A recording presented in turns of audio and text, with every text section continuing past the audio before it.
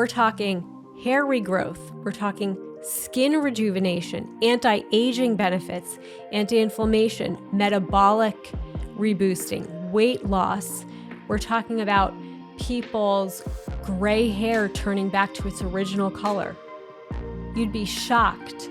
We're talking about people with decades and decades long autoimmune conditions off their medication. I'm super excited to talk to you about all things. You've got a very interesting background.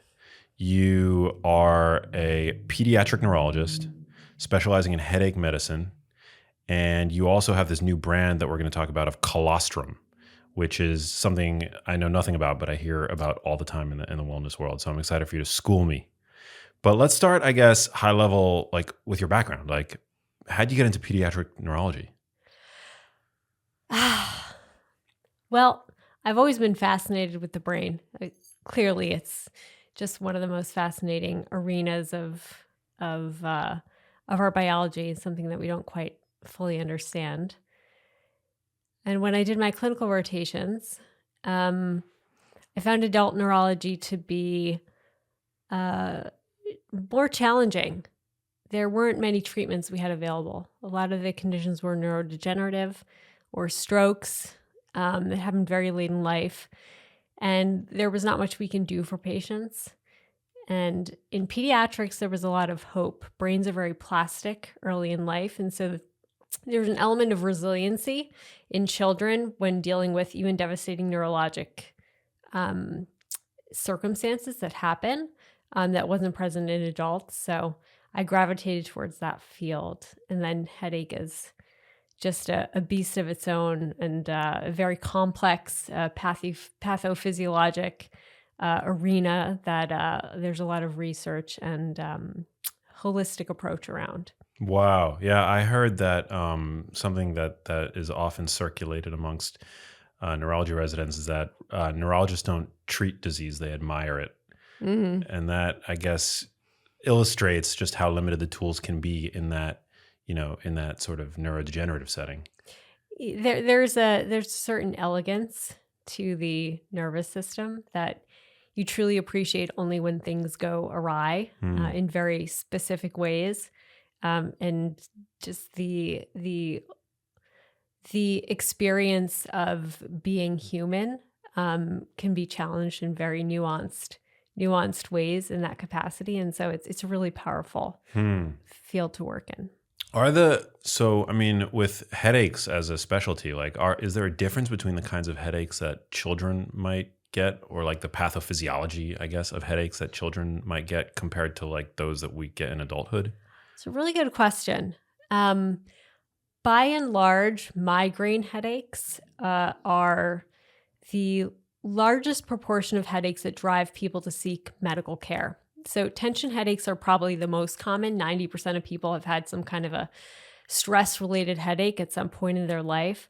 But migraine is its own thing. Migraine is a very complex, we call it a neurologic condition, but it really is systemic. It's a neuroinflammatory cascade that happens throughout the body and predominantly affects pathways regulating pain and certain neurologic systems within the brain, which is why you experience head pain along with a lot of other associated symptoms like sensitivity to light, sound, nausea, smell sensitivity even. There are changes in vision, sensory disturbances, but it also affects other parts of the body, particularly related to digestion.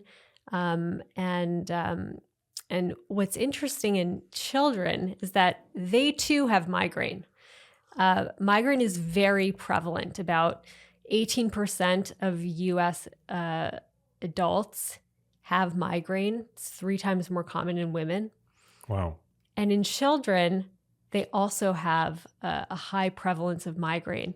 The sex difference is pretty split evenly, 50-50 up until puberty, actually with a slight male predominance. But it presents slightly differently. So kids don't have the typical symptoms that we think of with adult migraine where it's just on one side and it has these classic symptoms associated with it. Kids get more general headaches. There's even a lot of associated conditions that happen in childhood that we now understand to be related pathophysiologically to migraine, such as colic and these cyclic periods of vomiting. So there's really an array of symptomatology that you can appreciate in children that are associated with migraine, the disease, that are a little bit atypical to what we would see in an adult population. But it's the same kind of underlying neuroinflammatory cascade that's happening. And does migraine always present with a headache? Not always. That's what's super fascinating about it. I mean, there are a lot of aspects of it that are fascinating, but and that's why the model of just a severe headache is so simplistic. At its core, migraine is a disease, and it's a systemic disease. It's a disease of dysregulation with the immune system and vascular pathways having to do with the trigeminal nerves that affect that part of the brain and face. But it's fed by a genetic underpinning, so some kind of predisposition towards it, in the setting of an appropriate number of triggers when you're asking the body to be under stress or under increased demand. So migraine can almost be thought of as your body's cry for help. So what are the things we think of that are so helpful for migraine? Lie down, stop doing what you're doing, get in a dark room, shut off the stimulation, get some sleep, just decrease my sensory load. And that's exactly what migraine drives us to do. And at its core, that's what migraine is kind of telling us that we've overextended ourselves with. So a lot of the triggers that we see associated with migraine have to do with things that are dysregulating to our metabolic and immune systems. So fasting, long periods of dehydration, not getting enough sleep, exposure to food triggers, particularly things that can be very stimulatory. There are triggers involving certain drug compounds like caffeine withdrawal and alcohol. So really, migraine requires three prongs. So anybody can have a migraine. You just need the right circumstances to kind of set off that cascade. And that's why I think it's so important and such a mismatch when a lot of the migraine focus, as it typically is in Western medicine, is focused on just Band-Aid solutions. So kind of after this cascade of migraine has begun, how do we shut off this hyperstimulation, all of this activation that's happening in the brain? And so we give people drugs, medications, children, drugs, medications that are shutting down this inflammatory cascade. So these anti-inflammatory kind of medications. We use a lot of anti-epileptic, anti-epilepsy, anti-seizure treatments in patients with headache because they share many of the same underlying pathophysiologic pathways between seizure and migraine, and a lot of those drugs are very effective. But again, this is all, working after the cascade has already begun, and we've paid very little attention to what is really the most important part, which is why is migraine surging in prevalence, and why are all of these other chronic diseases surging in prevalence nowadays? Because they all have some immune dysregulating underpinning that is very different from how things were several generations ago. And it's one of the reasons I left clinical medicine, because in my practice, seeing children, of which 54% now have a chronic disease diagnosis, 54%, whether it be migraine or some other chronic medical condition. Hmm. And in the 1960s, it was 1.6%. Now, are you talking like obesity, Yes. hypertension? Yes. Diabetes. Wow. So we went from 1.6% in the 60s to 54% today. We didn't undergo a genetic mutation in 2 generations. You mean obesity, type 2 diabetes are not genetic, are not purely genetic? Lifestyle factors are passed down. So these are not genetic mutations that are driving this surge in chronic disease. These are all diseases that are driven by a modern landscape that very rapidly changed post-industrialization over the past few decades with the introduction of over 90,000 new chemicals to the market, less than 1% of which have ever been tested for their safety or effects on human health.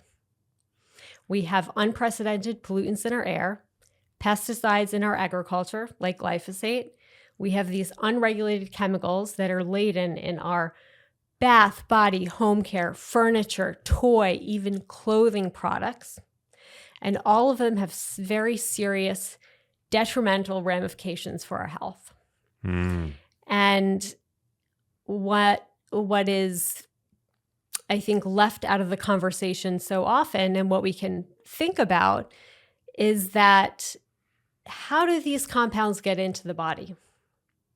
We absorb them, we inhale them, or we ingest them. They have to go across one of the barriers of our body in order to get into our systemic circulation and cause inflammatory changes or oxidative injury or cause damage to these different organ systems, whether it be the brain or the gut or the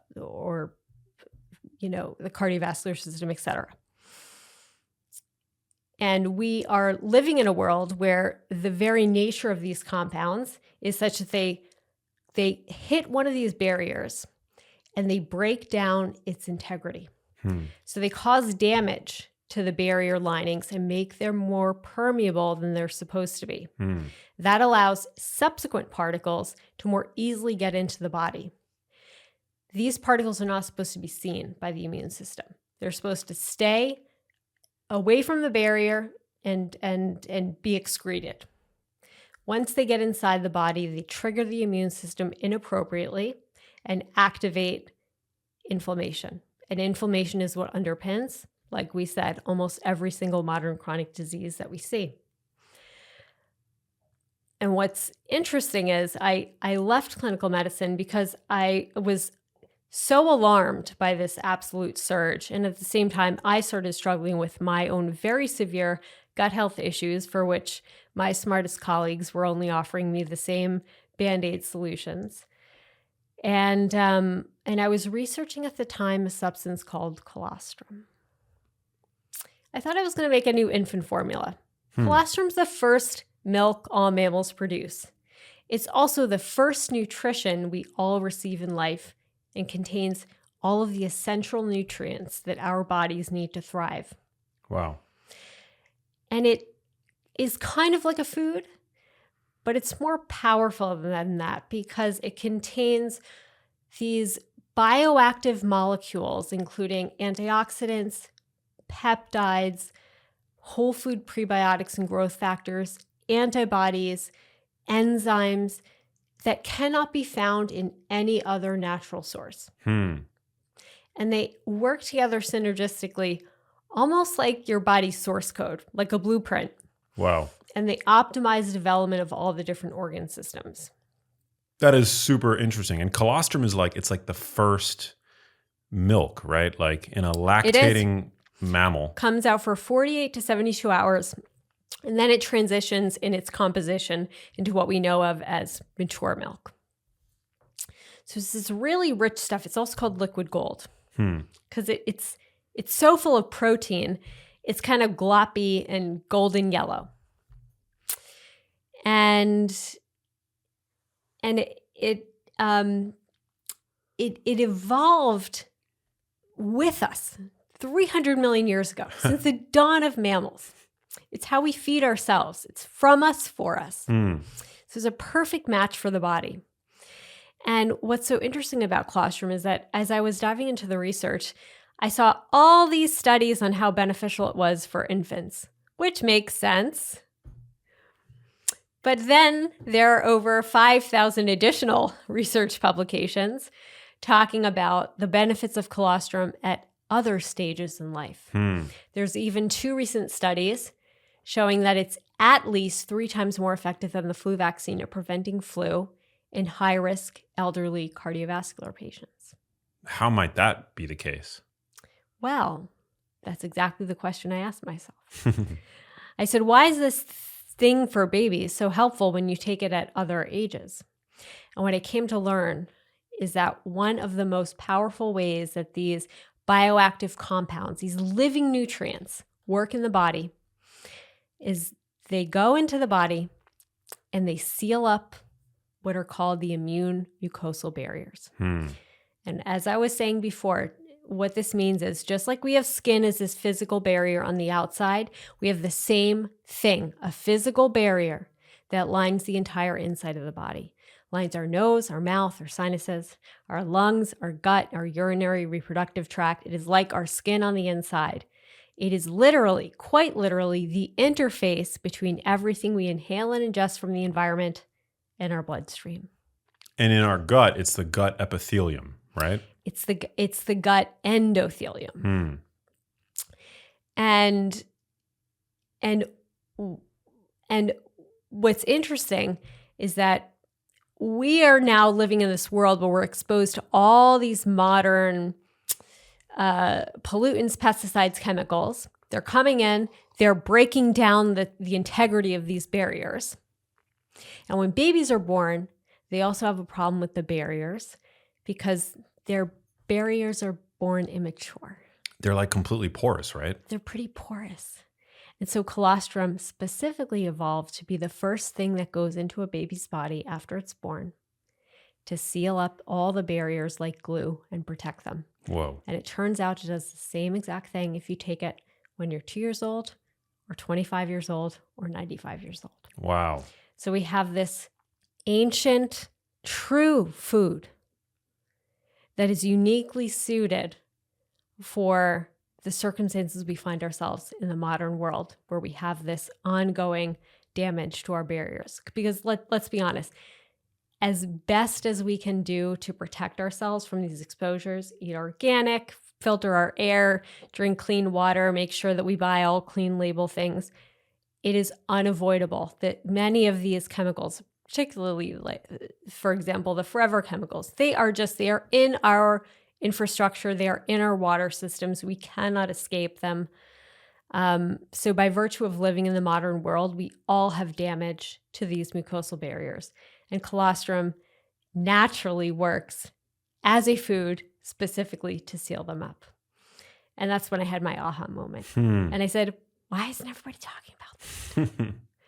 I said, why am I only learning about this now?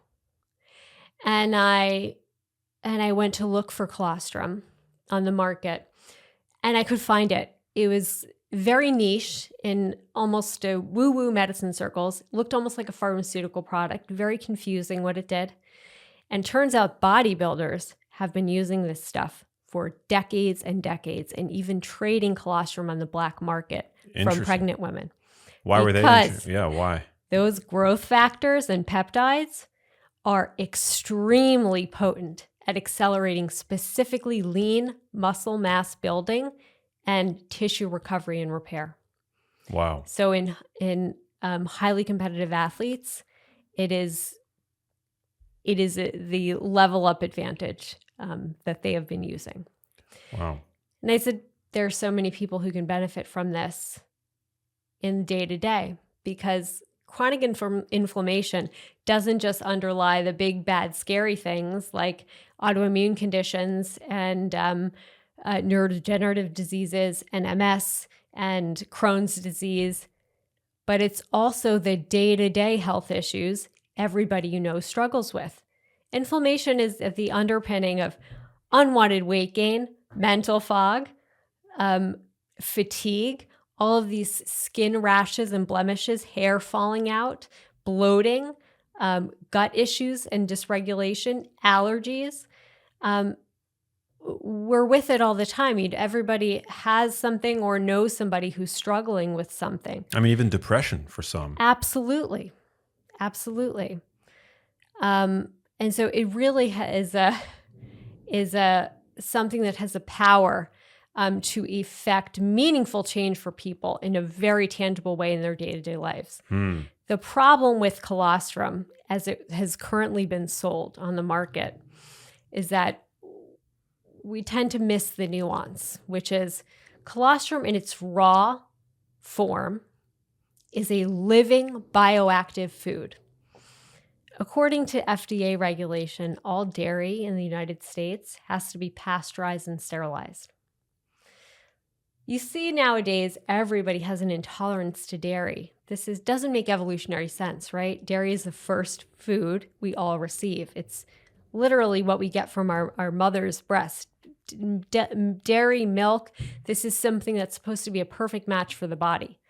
It's not the dairy that's the problem. It's the processing of it. Anytime you expose a living food to high temperatures, you change its composition. So the proteins, the peptides work in colostrum because they have a specific shape that fits a specific receptor in your cell, and it activates a specific cascade of biological activity. When you expose a protein to high temperatures, it denatures, it unfolds, and the fats oxidize, and you lose some of the vitamins and micronutrients. So all of a sudden, this thing goes into the body, and it's not recognized by the body as a food. Looks like something foreign. It becomes inflammatory itself. Wow. So it triggers the immune system, and people have issues like bloating and joint pain and rashes with dairy for that reason. So it was very important to me in venturing on this path that we develop colostrum that can not try to over-engineer and outsmart what Mother Nature did, but rather to retain the integrity of its raw form as well as possible. So I spent 2 years in R&D developing what is our proprietary technology, which basically is a pasteurization process that doesn't use high temperatures. Oh, interesting. So at the end of the day, goes through all of the regulation and is safe, but it looks like a raw dairy product. And so it retains all those living properties. And so I have a ton of dairy intolerant customers who take my colostrum product, Armor Colostrum, and do very well with it because it's anti-inflammatory. In fact, they find a lot of their other food sensitivities have gone away. I love that you are, while the process may be proprietary, the ingredient is not, because I'm usually very skeptical of like proprietary blends on supplement products. I feel like a supplement manufacturer should be as transparent as possible, right? And usually it's a big red flag to me if the cocktail of ingredients on the ingredient label are proprietary. But this is just colostrum. It's one ingredient. It's one ingredient. It's one whole food. The difference with Armor Colostrum is also that it is a bovine colostrum product, so it's taken from cows. And bovine colostrum has been used by a supplement dating back thousands of years to Ayurvedic medicine. In fact, Ayurvedic medicine, the rishis, or the ancient spiritual leaders, it's a vegan culture. They consider colostrum not a plant or an animal. It's got its own category. It's a sacred food because of its healing properties. And cows are sacred in Indian culture. So it's been harnessed for its health benefits for a very long time. There are some subtle differences between bovine colostrum and human colostrum, mostly having to do with the composition of antibodies, because the human placenta and the cow placenta are slightly different. And one of the antibodies that is so important for the human mucosal barrier is IgA. It's an antibody that patrols all the mucosal surfaces and intercepts foreign particles and communicates with our body and lets them know what's going on and what's around, and helps to clear out those foreign invaders before they can get into the bloodstream. And so what our process has also been able to do is to enhance the concentrations of IgA, so it's an even better match for human physiology. In addition to being a raw living surrogate. I can't say it's raw because it has been pasteurized, just without high temperatures. Yeah, wow, I love it. So, like the gut mucosal barrier, it's supposed to be in adults this like semi-permeable membrane that allows transport of like nutrients, right? Things that we want into circulation. Exactly. But what happens as a result of all of these various exposures due to modern living? Yeah, it's a great question. And it's worth focusing on the gut mucosal barrier because I think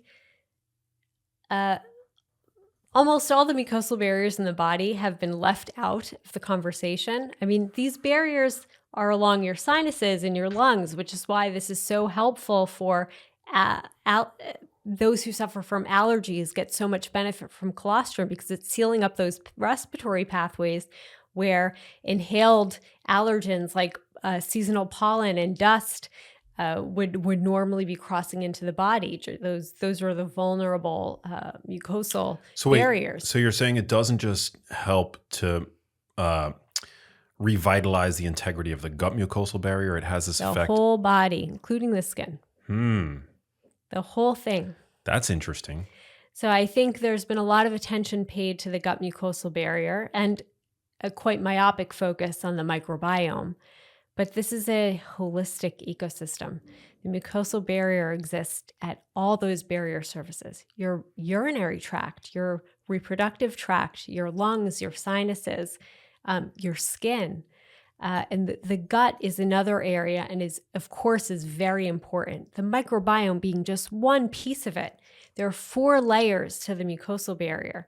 You have a microbiome, so that's the population of microorganisms that live in harmony with your body and serve different purposes in terms of regulating hormones and neurotransmitters and helping you digest food, etc. You also have a literal barrier. So it's a single layer of cells stacked up one next to the other. That's supposed to, it's like your castle wall. It's literally the architecture of your barrier, and then you have a mucus layer, which is this sticky film. It's basically what the microbiome clings to, so that they don't just wash away from your gut. They cling to this thick, goopy layer. It's actually mostly made by fiber. And that's why having prebiotics, the food, is so important for the scaffolding of the microbiome. And that mucus layer is so thin in most people. It's so degraded. But you want a thick mucus layer for it to act as scaffolding, and also for foreign particles to get stuck in. It acts almost like the swamp. And then you have a 4th layer, which is the population of immune cells. As I mentioned, IgA and other antibodies and other kinds of immune cells that patrol these barrier surfaces. Your body puts 80% of your immune cells at the mucosal surfaces. Wow. So we talked during, COVID season about all the antibodies in your bloodstream and the IgA. Folks, that is a minor fraction of what is your immune system. 80% of those cells live at the mucosal barrier surfaces. It makes sense. If you were trying to guard a castle, you would put all the soldiers at the gate. Because those mucosal barriers are essentially your body's interface with the environment. It's your gate of entry. It's the gate of entry. It's your inside suit of armor. And so what happens as to your question, what happens when these modern exposures come in, these pollutants, these pesticides, etc. So they work in different ways. Glyphosate is a great example because we have a lot of data on how glyphosate works. Glyphosate actually breaks apart the tight junctions. So they're specialized proteins that hold the cells, this barrier architecture holds the cells together. They're held together by a specific protein. And glyphosate specifically breaks apart that protein. So it literally cleaves apart those cells. So you're just making holes, just poking holes in your castle wall every time you're exposed to glyphosate pesticide. Yikes. Gluten does the same thing. Yeah, gluten is something that I've been reading about, studying for some time. It basically stimulates a protein called zonulin, right? Zonulin, that's exactly right. And what does that do? The zonulin is one of the glue proteins between those cells. It holds the cells together. These cells are in very delicate balance. It has to be permeable enough, as you said, to allow nutrients and oxygen from the food you eat and the air you breathe and everything to come into the body. But it has to be a tight enough seal to keep bad stuff out. And you lose that orchestrated balance when you have damage to the integrity of that barrier. Your body can't protect itself anymore. So your immune system is running in a state of overdrive because you have this constant influx of foreign invaders. And if you just put the barrier wall back up and restore the integrity of the barriers, your immune system calms down. You don't need to suppress the immune system. You don't need to put all of these band-aids in place. You need to give your body the nutrients it needs to repair itself. And once you do, things regulate and things restore to balance and homeostasis. And that's really what this is about. That's why I really reject this idea of boosting the immune system. Nobody needs their immune system boosted. We need our immune systems balanced. Oh.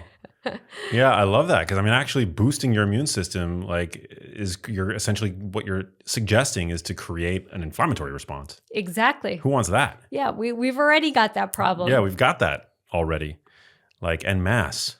So what happens is you stimulate this undue inflammation, and it's what perpetuates all of these conditions of modernity. Yes, you have underlying inflammation of the immune system. You now have particles coming into the body that are causing specific cellular damage, so oxidative injury to your cells. This is the underpinning of almost every single modern ailment that we know of. And we tend to attack these things piecemeal. But if you come to the foundation of it, the foundation of the body that is permitting these cascades to happen in the first place, the most proactive defense you can give yourself, in addition to doing your very best to give yourself optimal nutrients for your body and limit exposure to harmful chemicals, pesticides, pollutants, EMF, etc., is to restore the integrity of your barriers. Just get the security gate back up on your body so that all of the good things that you're doing can actually manifest as results, because you've now restored balance to the immune system. And what's so marvelous about colostrum, and what's so honed about colostrum, is that I mentioned all those 4 layers of the barrier. It's got a solution for all 4 of them. So it has specifically whole food prebiotics called milk oligosaccharides. Milk oligosaccharides cannot be found in any other natural source. What's unique about them is they specifically only feed the bifido species of bacteria in your gut. So if you take a regular prebiotic, most of these are plant fibers, oligosaccharides. They feed bacteria generally. Milk oligosaccharides only feed the healthy population of bacteria. They starve the pathogenic bacteria. And so it is a much more efficient and optimal way to restore the balance of your microbiome in the gut. And it's a perfectly safe way to do it. Probiotics are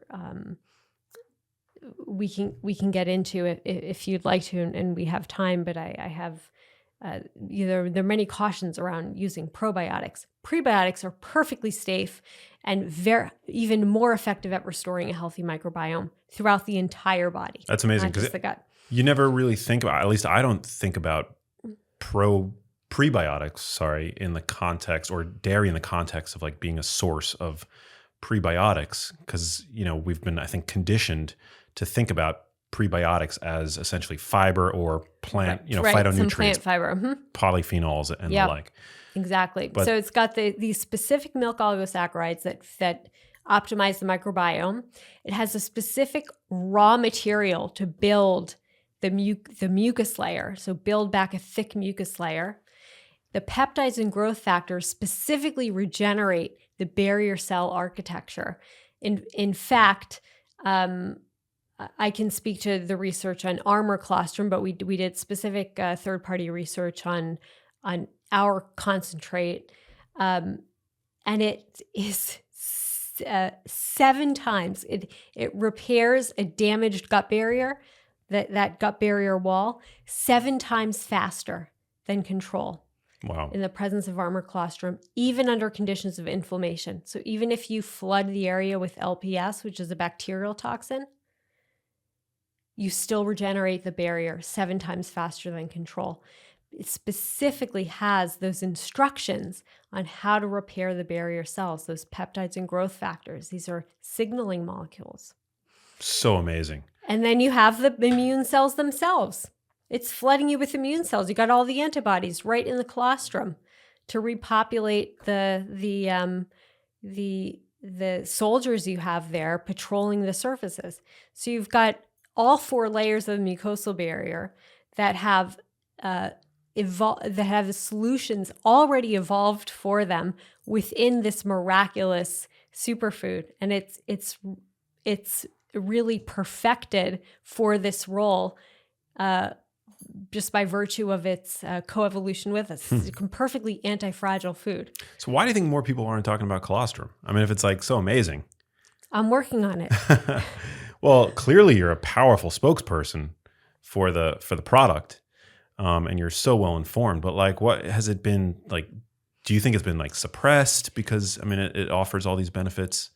I'm not sure. I can speak to what I saw, which is what was available when I looked was very difficult to understand. So the typical early adopters were already onto it. The kind of biohacking athlete community, more fringe, yeah, and some in the extreme sides of fringe wellness, but even there, it looks like a pharmaceutical product. It was sold in pills and unclear what it does because it has benefits for so many things. I think it's difficult to articulate why is this useful for me? Because when you address the foundational pathway in the body, the benefits are whole body. Yeah. I mean, we're talking hair regrowth, we're talking skin rejuvenation, anti-aging benefits, anti-inflammation, metabolic reboosting, weight loss. We're talking about people's gray hair turning back to its original color. You'd be shocked. We're talking about people with decades and decades long autoimmune conditions off their medication, people with the worst allergies not taking allergy medication anymore, talking about people who've been through surgery after surgery and scan after scan for GI issues, all of a sudden having normal bowel habits. It's profound and powerful for so many different things. It almost sounds too good to be true. It's like snake oil, but it's because of the foundational pathway that it works on that your body just kind of heals itself in all these other capacities once the inflammation calms down. I mean, it makes perfect sense to me. I mean, I haven't like looked into the literature on this, but like it makes total sense that a compound that's given to the neonate as the first portion, I guess, of mother's milk at a time when the babies, when the neonate's mucous membranes are completely porous, which is obviously not an ideal condition, right?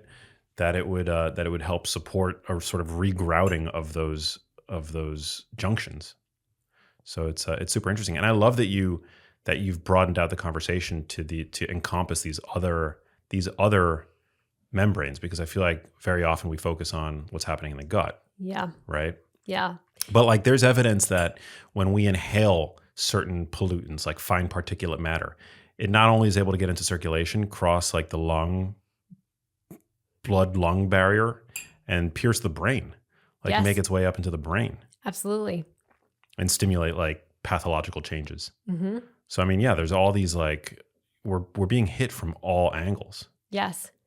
And the along those lines, even moving upward further, we're talking about the importance of the oral mucosal membranes and the oral microbiome, and the amount of research that is striking that is coming out linking oral health, which is the oral mucosal barrier, with a lot of neurologic conditions later on, is very compelling, but it makes perfect sense.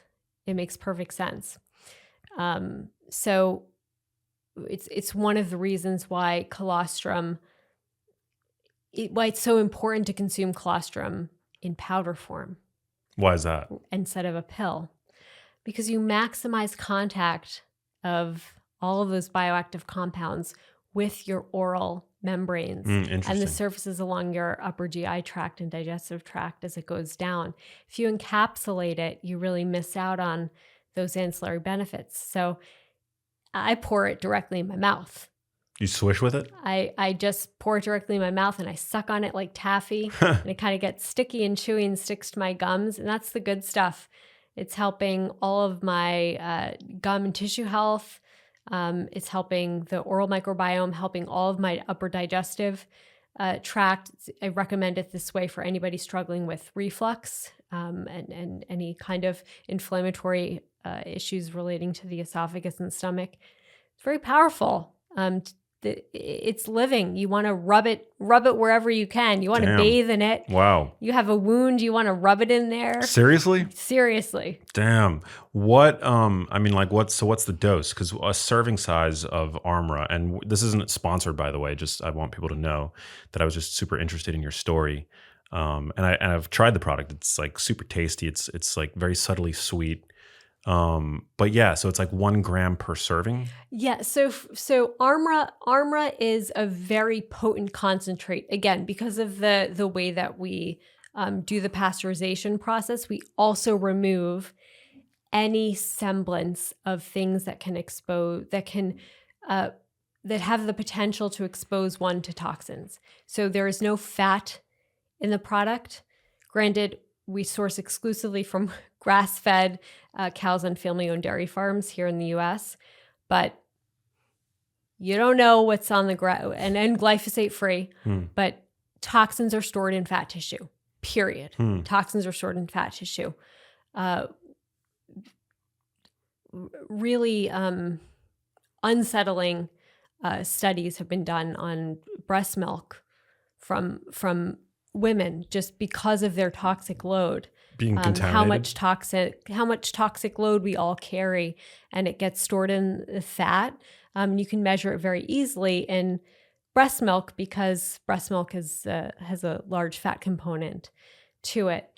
And crossing the placenta, you can measure these same kinds of toxic compounds. So we remove the fat. So it's a fat-free product. So there's no fat, and we also remove casein. There's quite a bit of research on the difference between A1 and A2 casein. I'm not sure if you are familiar with that, but there are different Somewhat. There are different structures of the casein protein, and alpha-1 is associated with a lot of inflammatory conditions, including higher incidence of developing diabetes type 1. And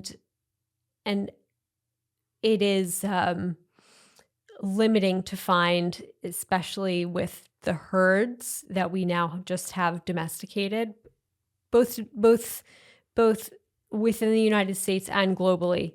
finding cows that specifically produce alpha-2 casein protein. And casein, for that reason, probably, is the protein that people with a true allergy most often have a reaction to. We take out casein from the product. Interesting. I react very well to dairy. And in fact, sometimes I'll supplement with specifically casein protein. Great. Which is, for all I know, as long A1. as you tolerate it. Yeah. Yeah. What's your take on dairy in general? Like dairy for the adult, like whey protein, casein, milk, yogurt, things like that. I tend to avoid and recommend people avoid conventional dairy products because of the pasteurization. You get the protein and the macronutrients and some of the benefits, and from whey you will get some whey protein specifically. However, you are not getting the true scope of milk benefits because you're not getting the living nutrients. So raw dairy, 100% all the way. I'm a raw dairy fan. You are? Yeah. And you do raw milk, you do raw cream, raw all the everything. things. Interesting. So how much colostrum should we each be taking every day? And does it depend on whether or not we're using it therapeutically versus taking a more preventative approach? Good question. So generally, if you were to get regular colostrum, as we were saying, that it would be a much higher serving size because of the additional compounds, something like 20 grams or so. Ours is a gram, which is half a teaspoon. One serving is enough to get started once a day. Most people that I speak with, and most of my customers, do not just take one a day. They start with one, and they notice a benefit, and there's no upper limit. You can take as much as you want, as often as you want. So people often end up taking between 2 to 4, 3 is usually average servings a day, either all at once or spaced in the morning as part of a morning routine, and then in the afternoon as a pick-me-up for some energy or with a workout. Wow. Because it does help with that lean muscle building and tissue recovery. Are there any of these compounds that are found in colostrum in regular dairy? In regular dairy, like, do you so they would be in there are some bioactive compounds in colostrum that are still present in mature milk. It's just very, very, very low concentration. So you would need a very large volume of regular milk to get that get the equivalent amount. Interesting. Yeah, I like the distinction between mature dairy and colostrum. Yeah, that's a good way to phrase it. Yeah, in general, I'm a big fan of dairy. I mean, I guess you could potentially do better than the pasteurized version by getting raw, which is probably not super accessible for most people. I mean, living in California is pretty easy to get raw dairy, but I always take the stance we can't let perfect be the enemy of the good. So for me, I mean, there's like quite a bit of good, healthful dairy products out there, provided you're not. If you can tolerate it, you're getting some benefits from dairy. Many people can't tolerate conventional dairy, and it's not because of an allergy. It's because of intolerance symptoms having to do with this inflammatory cascade that happens. And so in that cases, I just caution it's probably not the dairy, it's the way that it's processed. Raw dairy may be a perfectly fine substitute for you if you want to pursue, if you really want to try to get those the benefits of dairy into your diet. Going back to glyphosate, do you ever encounter these people on social media? They're like of the quote unquote evidence-based cabal. It's very much a cult-like group on social media that will argue that glyphosate is the most studied chemical in the world. There are no downsides to it. Yes, there are.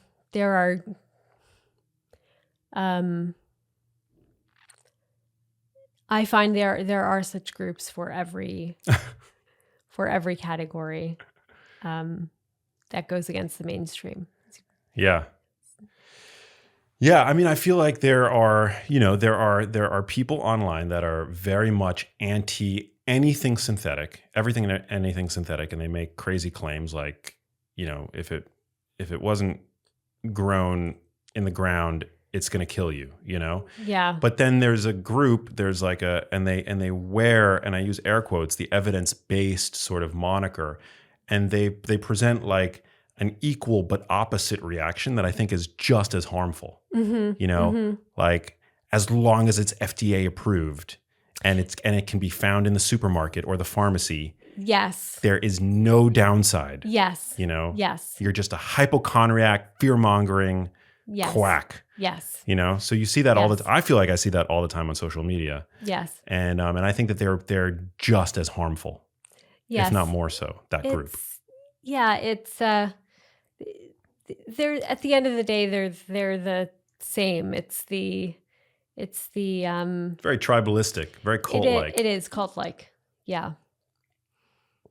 But you've found convincing evidence that it's something worth minimizing your exposure to. Glyphosate? Yeah. Yeah, absolutely. Yeah. Particularly in I feel like the milieu of modern life where it's not just one thing, right? It's in aggregate. It's like all the things. It's like the chemicals we're slathering on our skin, the fine particulate matter that we're inhaling, the glyphosate that we're ingesting, our nutrient antioxidant depleted diets. Yep. Our overly sedentary lifestyles. Cumulative injury. Yeah, the chronic climate control. None of us ever sweat anymore. Mm-hmm. It's like all the things. 5G. 5G. Is that a thing that I need to be worried about or what? I do think so. Interesting. I do think so. We've never discussed 5G on the podcast. If you want to take it there. We'll make that a separate episode. Separate, a round two. Super interesting. I actually, one of the reasons why I wanted to get you on here, I have my own migraine story. I never really thought that I suffered from migraines, but in early last year, 2022, I started having a weird sensation like on my scalp and on my forehead. Okay. And I was on a flight.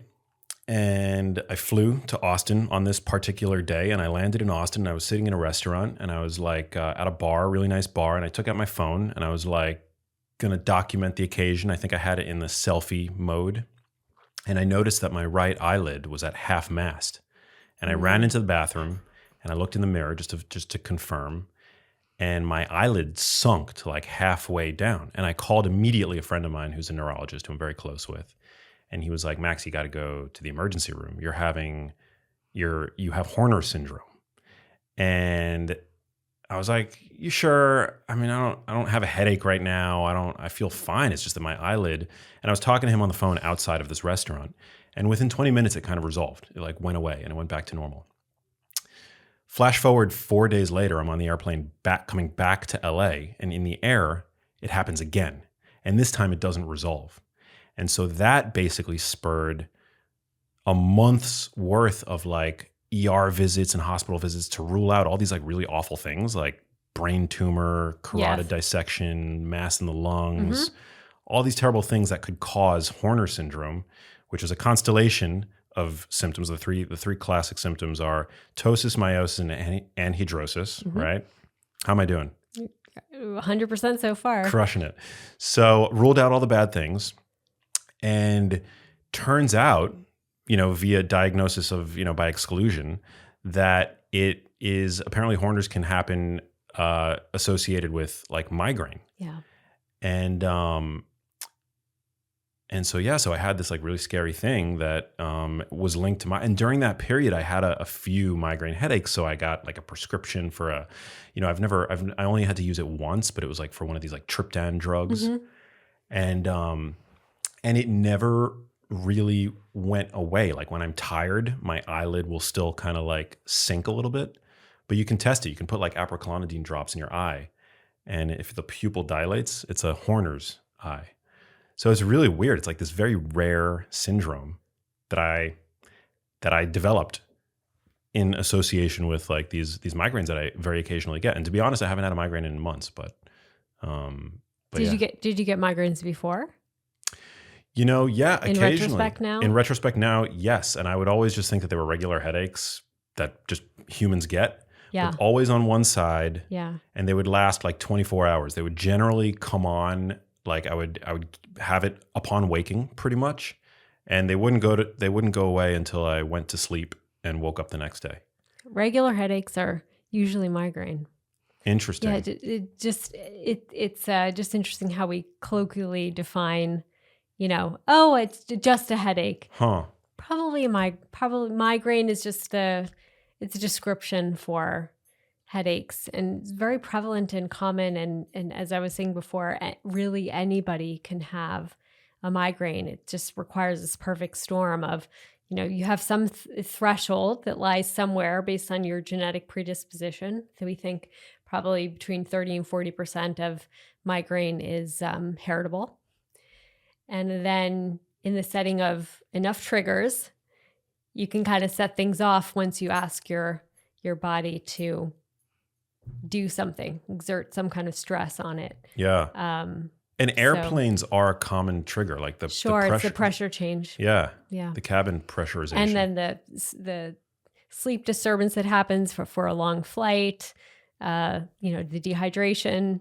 So all these other kind of the stress of traveling in an airport, the circumstances around travel don't help the situation either. It's like the perfect storm. Yeah. So that's what. Yeah. It was like it was related to me to the like airplane travel, and it was like this crazy thing. It was insane. And then I started doing a deep dive, learning as much as I could about prevention, because I already eat a very healthful diet, right? But then I started looking at the links between various like micronutrients. Apparently there's some good evidence. Well, electrolytes, right? Yeah, electrolytes are very important. Again, this speaks to hydration. Water does not hydrate you. You need water, salt, magnesium, potassium. You need the chloride, the magnesium, the potassium. That is your that is what actually fills your vasculature. Water just goes right through you. It's not going to hydrate you. There's so many different kinds of water. Like, I think that makes the most intuitive sense with regard to, for example, like reverse osmosis, purified distilled water. But is that also the case for like spring water? Spring water has minerals in it, right? Not enough. It doesn't have electrolytes. Interesting. It doesn't have enough. So you can drown yourself in water. That's right. You could. Don't be afraid to drink water. It's okay to drink water. But in terms of rehydration, you really need the salt and electrolytes. When you say you can drown yourself, there have been cases, right, of people drinking too much too fast. That's right. And it's like water, I forget the term, but yeah. Water intoxication. Water intoxication. What would you say is from a prevention standpoint? So again, knowing your triggers, very important. But this neuroinflammatory cascade that happens, there's more and more compelling data emerging around the involvement of the mitochondria and oxidative injury along these pathways. So it's like a failure of energy metabolism that happens. These not just the neurons, not just the brain cells, but the supporting infrastructure in the brain, the glial cells, which support the neurons, they provide nutrients to the neurons. They have failure as well of their energy metabolism. So that is why there is this cascade of hyperexcitability. You have this activation and this depression. It's like this really vicious cycle that happens. But these cells are starving for energy. They're starving for energy. And so nutrients that specifically target the inflammatory pathways and specifically target the cellular metabolism pathways, so things that support mitochondrial energy production, seem to have the most data along preventive lines. So vitamins like vitamin B2 or riboflavin, which specifically helps the mitochondria with ATP generation along the electron transport chain. Magnesium also helps support mitochondrial ATP production. These have good evidence for prophylaxis. There's some additional herbs like feverfew and butterbur that have evidence for prophylaxis. These work more on the anti-inflammatory cascades. I think butterbur works on COX-2 inflammatory particles, and then other nutrients like carnitine, coenzyme Q10 also work on this mitochondrial pathway. So those are kind of the nutrients that can be taken prophylactically, incorporated into your diet specifically, that can be very powerful from a preventive standpoint. And food triggers are very common. And there are food triggers that are common to many people, like aged cheeses and red wine, and citrus, chocolate. There are a list of foods like that are highly correlated, cured meats. It's interesting because these are all kind of like Mediterranean foods that are otherwise thought of as healthful, right? Like dark chocolate, pretty good for you. Hard cheeses, pretty good. Wine is a staple in the Mediterranean. You know, it's kind of weird. It's the sulfites, the nitrates, these things that can be neuroexcitatory, that tend to exacerbate and trigger. But along those lines, personal food sensitivities should be looked at. Doing a dietary journal of personal food sensitivities, because there are elimination diets that are incredibly effective for migraine prophylaxis and preventive, and certain food groups that are highly correlated with that. Ketogenic diet, of course, is very highly associated with immune regulating benefits, and has benefits across both seizures and epilepsy disorder and migraine disorder. So again, ketogenic diet, it's the high-fat diet, shifting metabolism away from glucose energy expenditure. So you're really priming your brain with efficient fuel all the time to avoid this kind of excitatory cellular metabolism failure happening in the mitochondria. Yeah. Carnivore diet would fit along those lines as well. Yeah. Definitely magnesium and riboflavin came up in my research as having a solid evidence base. Yeah, those are probably the long-standing amount of most long-standing amount of literature on them. And I also find that also electrolytes. I regularly drink Element, which is you get 1,000 milligrams of sodium. I do too. Yeah, I believe 200 milligrams of magnesium. And definitely, we're sponsored by them, but I swear hand to God, it helps, at least for me. I'm not saying that's going to do that for everybody, but for me, it seems to be play a therapeutic role. Hydration itself is incredibly therapeutic.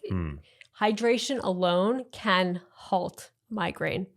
So drinking a liter of water with electrolytes is often enough to stop the migraine in its tracks once it's started, if you take it early enough. The earlier you treat, the better. The longer this cascade has propagated, and the later into the attack it is, the more neural pathways have now been activated, and the more difficult it is to get it under control. Wow. Interesting.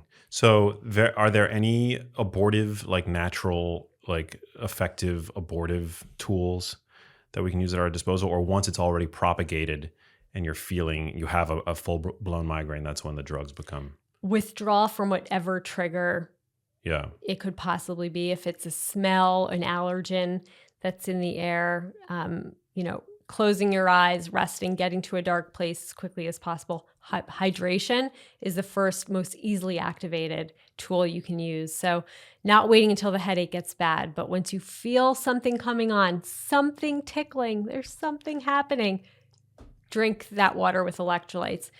Almost everybody has what's called a prodromal phase, which speaks to how complex migraine pathophysiology is. It's not just a headache, it's a whole cascade of neurochemical activation. Some prodromal period of feeling fatigue or just off. There's something not right. Some people may have some visual disturbance. This may be when an aura comes in for some patients who have migraine with aura. But with that prodromal phase, you can intercept then. You can intercept with hydration and such then and get yourself out of whatever situation is the stressor that's putting your body under increased demand or increased stimulation. Get out of there. Yeah. I start to feel like I feel it in my sinuses. I feel it like I've been kind of like hit in the head. Yeah, yawning is common. Wow. Interesting. Super, super empowering. Like all this research that you're sharing.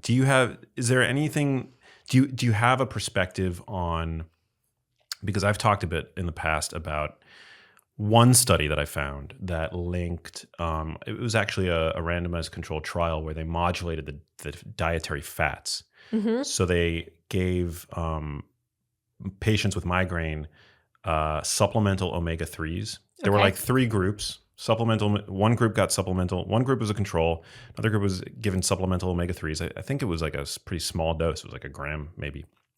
And then the other group was also told to concurrently reduce their intake of linoleic acid. So like from grain and seed oils, industrially refined, bleached, deodorized grain and seed oils. And they found that both omega-3 groups saw an improvement, but by a small margin, the group that concurrently also reduced their intake of these omega-6 fats saw like half of the migraine frequencies over a 30-day period.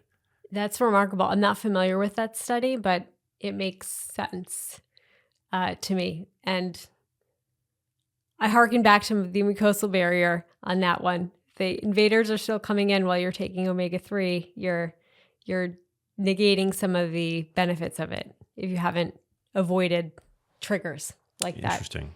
Because omega-3s, they're anti-inflammatory. But there's only like, if you've got, they can only reduce, I guess, so much inflammation, Right. So if you've got like all of these, if you still got inflammation going on, if you still haven't gotten a handle on the triggers, again, it's the prevention is key. It can be so powerful. Not just what else can I take, but what can I avoid is probably the most important piece. Yeah. But first subtract. Right. Super interesting and important stuff. Where can people check out Armra? You can find us at tryarmra.com, TRYARMRA. I wish we had like a discount code or something, or like a promo to lend people. We'll make that happen. Yeah, maybe name it like Genius or something. We'll do it. Yeah, Genius. Okay, so you guys check it out. Code Genius. I don't get any of this. Like, I don't get a commission, but like this way you'll get to like track at least like people that come over and check you out. Are you on social media? We are. Same handle, TryArmra, on Instagram and Facebook. And you're just doing this full time. You're not in clinical practice anymore, right? No, full time. Did you leave because it was just like, because the tools were so limited, and you found this amazing thing that had the potential to offer hope to so many? Yeah, I battled within my department to do things differently for a long time, and got tired of struggling, really trying to integrate a whole epigenetic approach to a headache and migraine care, specifically in young kids. I mean, 2-year-olds with migraine, you should not be relegating to a lifetime of drugs.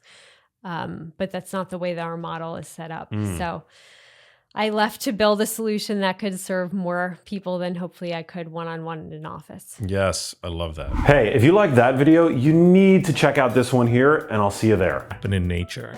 And so to us, it was more about like, what microbes do we encounter in nature?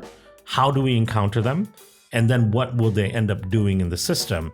The bacterial spores are the most natural form of probiotics because they're ubiquitous in the environment.